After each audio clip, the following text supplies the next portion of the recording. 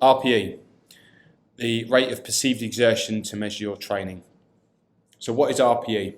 Well, essentially it's an old Borg scale of exercise intensity. It was firstly manufactured to measure exercise training for cardiovascular fitness, but we can also use it for strength training and high intensity interval training, which is essentially what we tend to get our clients to do.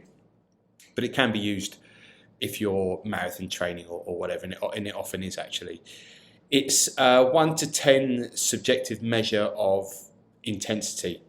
So we use RPE, so rate of perceived exertion, and RIR, which is reps in reserve, regularly in our training personally and with you guys on your dashboard. So you'll see these little words come up all the time if you're working with us.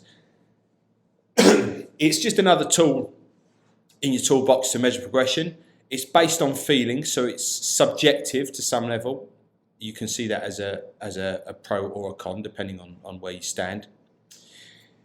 So let's have a closer look. So RPE scale. So it's 1 to 10 scale. So 1 being very light activity, 10 being max effort. Again, the scale you see on the picture is really probably based more on cardiovascular fitness.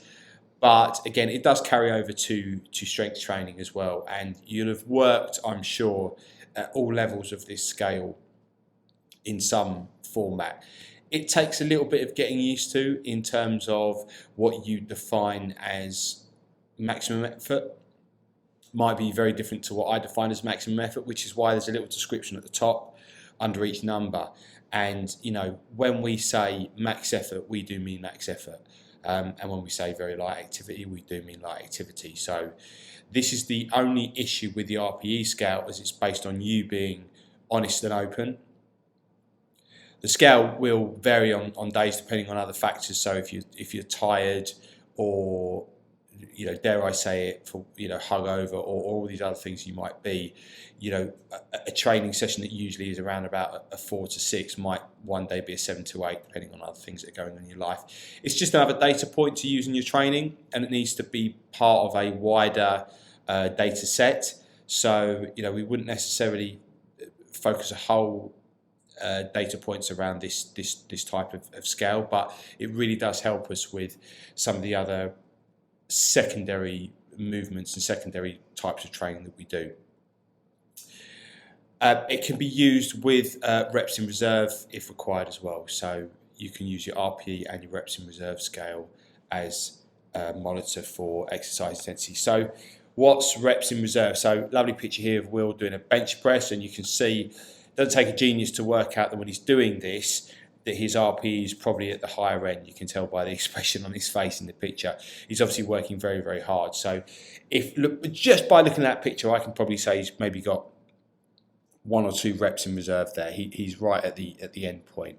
So next picture you'll see here is the RIR scale.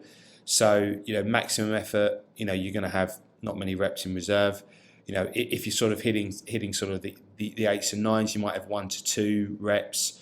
Again, and it comes down. So it's inverse of your RPE scale generally. Yeah, but we're just giving you a little measure there for your own personal sort of measurement, if you like, if you're not quite sure. So you can put the feel to the number as well. Again, it's just another subjective measure, and you can use it as a guideline with other hard data, so i.e., you know, the actual weight you're shifting. The one good thing about RPE and RIR is it does give you another way to measure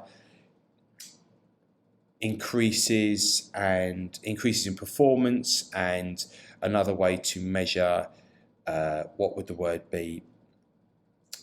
Improvement, if you like. So it's a nice way to measure improvement. So if you did a workout, you know, on week 1, and let's just say for numbers' sake you're doing 100 kilo bench press, and you did 5 reps, 100 kilo bench press, and your RPE was 10, fantastic. You know, we've got 5 reps out at 100, 500 kilos moved, fantastic, love that.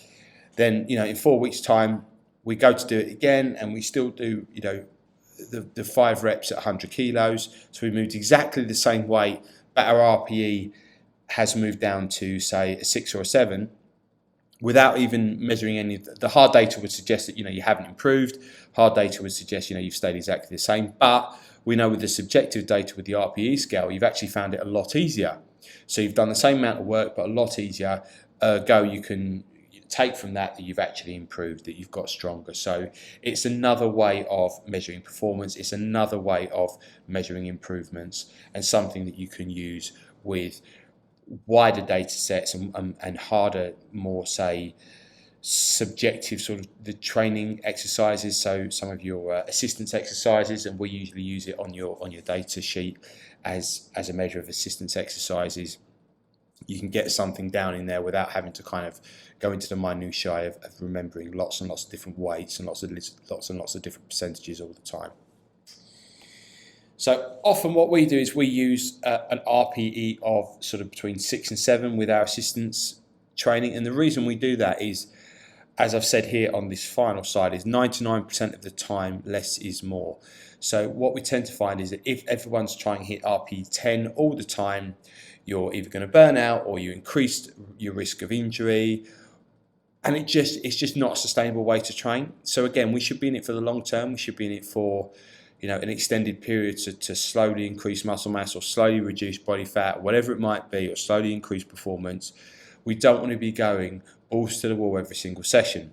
Use the RPE not as a measurement of upper intensity, but more of a way of keeping yourself within a certain zone that you can sustain over the long period without causing injury, without causing any niggles, without causing any kind of psychological discomfort. And actually, if you stay within those ranges, you'll probably find that you're more likely to get in the gym because you're not going to be completely bullsed every single session you go in. So that's a quick rundown on RPE. Hope that helps. Any questions, drop an email to info@Sustainable Strength. We'll get back to you as soon as we can. Sustainablestrength.co.uk, that is.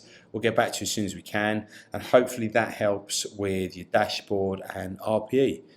Thanks, guys. Speak to you soon.